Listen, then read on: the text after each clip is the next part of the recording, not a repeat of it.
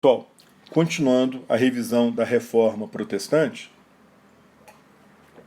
enquanto na Alemanha ocorria o movimento luterano, a Reforma Luterana, na Suíça se deu um outro movimento protestante conhecido como Calvinismo.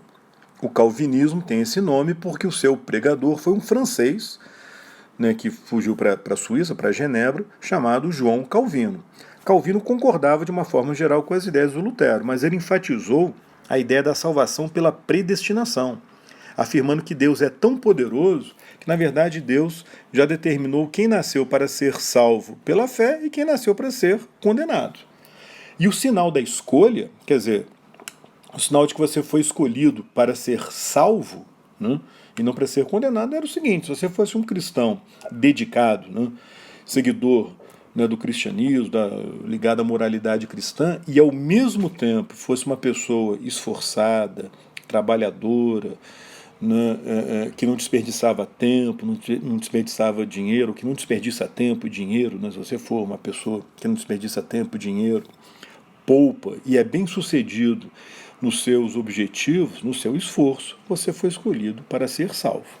Ora, essa visão, essa reforma, claramente passou a valorizar o quê? O trabalho, o esforço pessoal, a poupança, a busca do sucesso, e foi considerado uma corrente do protestantismo mais favorável ao capitalismo. Daí o apoio que o calvinismo teve de amplos setores da burguesia, pelo menos naqueles países onde a burguesia se achava ou estava insatisfeita, né, com as dificuldades, com os obstáculos que a Igreja Católica impunha ao nascente capitalismo. A Igreja, o clero, condenava usura, juros excessivos, né, o lucro também excessivo, defendia um preço justo, né, para a venda das mercadorias, e para muitos burgueses aquilo era uma interferência nos negócios, na livre iniciativa, na liberdade de venda, né, na própria economia de mercado. Então, numa visão bem tradicional sobre o calvinismo, a gente considera que o calvinismo teve um apoio social principalmente da burguesia. Na verdade, tanto o luteranismo quanto o calvinismo tiveram apoio de amplos setores da sociedade, né?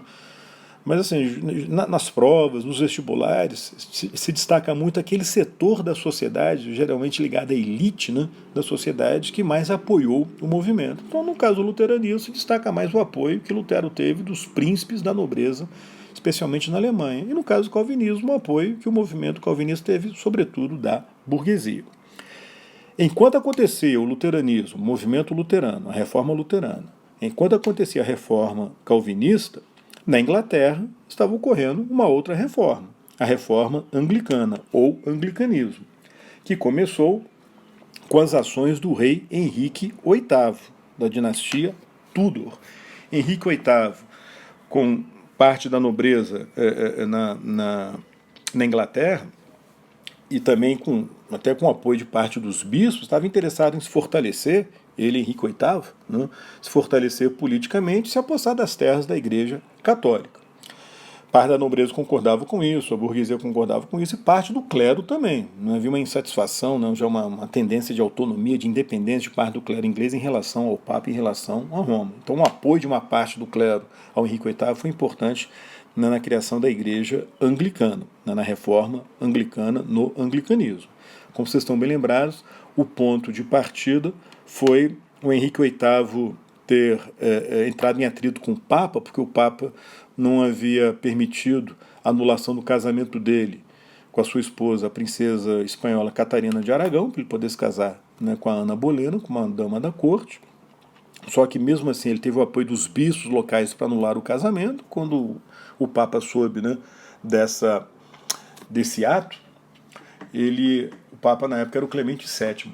O Papa excomungou o Henrique VIII, né, Ana Bolena, né, e os bispos envolvidos, né, nesse ato. E aí foi a gota d'água para o Henrique VIII romper com o Papa, e num decreto chamado Ato de Supremacia, com apoio do parlamento, ele criou a Igreja Anglicana. Uma igreja desafiada pelo monarca da Inglaterra, uma igreja nacional inglesa, que preservou algumas tradições católicas, mas adotou também, né, ideias protestantes. Então virou na prática uma igreja híbrida, um instrumento do absolutismo. É evidente que a igreja reagiu a esse avanço do protestantismo, a Igreja com o apoio de monarcas católicos. E o resultado foi a Reforma Católica, do qual fez parte a Contra-Reforma. O símbolo maior da Reforma Católica foi o Concílio de Trento, uma reunião dos bispos, né, da Igreja Católica na cidade de Trento, né, no norte da Itália, para debater as medidas necessárias para enfrentar o movimento protestante.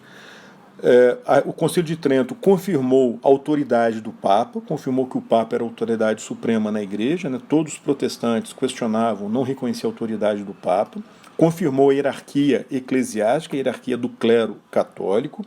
A Companhia de Jesus havia sido criada antes do Concílio de Trento e foi confirmada pelo Concílio de Trento, né, a Ordem dos Jesuítas, encarregada da catequese e do ensino. Os jesuítas agiram de forma destacada na América colonial portuguesa e espanhola, na conversão dos índios, conseguindo mais adeptos para a Igreja Católica e compensando a perda de seguidores na Europa. O antigo Tribunal do Santo Ofício, a Inquisição, que existia desde a Idade Média, encarregada de julgar os crimes de heresia, foi reorganizado e fortalecido, e virou um dos grandes símbolos aí da Contra-Reforma. A Igreja, quer dizer, o Concílio, a Igreja reconheceu que a venda de indulgências realmente foi um erro, então encerrou a venda de indulgências. Foram criados seminários, né, para a preparação do clero, preparação profissional do clero, e foi estabelecido o famoso índex dos livros proibidos. Uma lista de livros proibidos que os católicos não poderiam ler, porque iria gerar confusão nos católicos, né, e iriam afastar os católicos da fé verdadeira, que é a fé cristã, seguindo os princípios do catolicismo. Ok? Então são os temas básicos, principais do renascimento cultural e da reforma católica. Aliás, do renascimento cultural e da reforma religiosa, tanto da reforma protestante quanto da reforma católica. Beleza? É isso aí, pessoal. Até a próxima. Tchau, tchau.